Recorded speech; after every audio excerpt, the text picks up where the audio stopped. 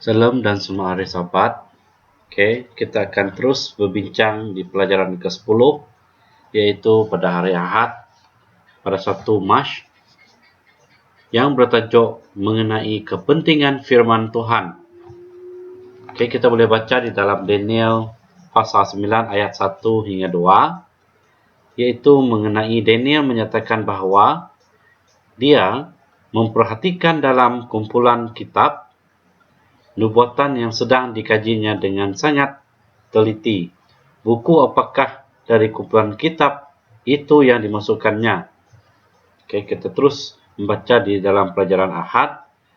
Dikatakan di sini, apabila kita melihat kepada doa ini, ia menjadi jelas bahawa ia timbul daripada pengkajian mendalam terhadap wahyu yang Tuhan telah berikan sebelumnya kepada Musa dan nabi-nabi itu.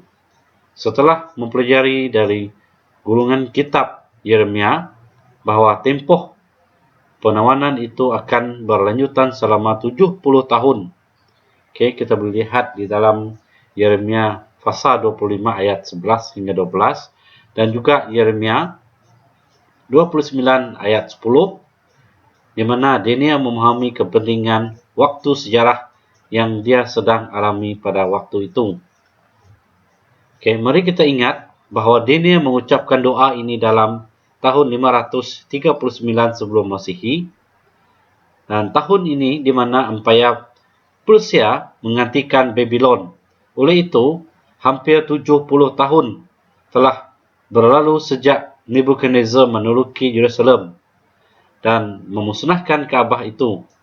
Oleh yang demikian, menurut nubuatan Yeremia, umat Tuhan tidak lama lagi akan kembali ke tanah air mereka. Mempercayai firman Tuhan, Daniel tahu bahawa sesuatu yang penting akan berlaku kepada bangsanya dan bahawa seperti yang dijanjikan Tuhan dalam firman-Nya, pembuangan mereka di Babylon akan berakhir dan orang-orang Yahudi akan kembali ke rumah mereka. Melalui pengajiannya terhadap kitab suci yang ada padanya, Daniel juga menyedari betapa serius dosa bangsanya. Oleh kerana mereka telah melanggar perjanjian, mereka telah memutuskan hubungan mereka dengan Tuhan. Oleh sebab itu, akibat yang tidak dapat dielakkan adalah pembuangan. Ini kita boleh lihat di dalam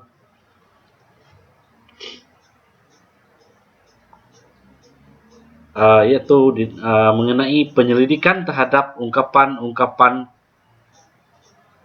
Tuhan telah memberi Daniel pengertian tentang masa-masa tersebut, dan itulah yang memberi desakan kepada Daniel untuk memohon kepada Tuhan bagi mewakili bangsanya.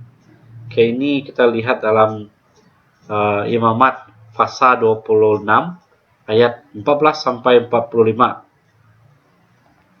Sementara kita mendekati sejarah masa-masa terakhir dunia, kita perlu menyelidiki firman Tuhan dengan lebih banyak dari sebelumnya dan hidup sesuai dengannya. Hanya kitab suci yang dapat memberi kita penjelasan yang wajar tentang dunia ini. Dunia di mana kita hidup ini. Lagipun, kitab suci menceritakan kisah kontroversi yang hebat antara yang baik dan yang jahat.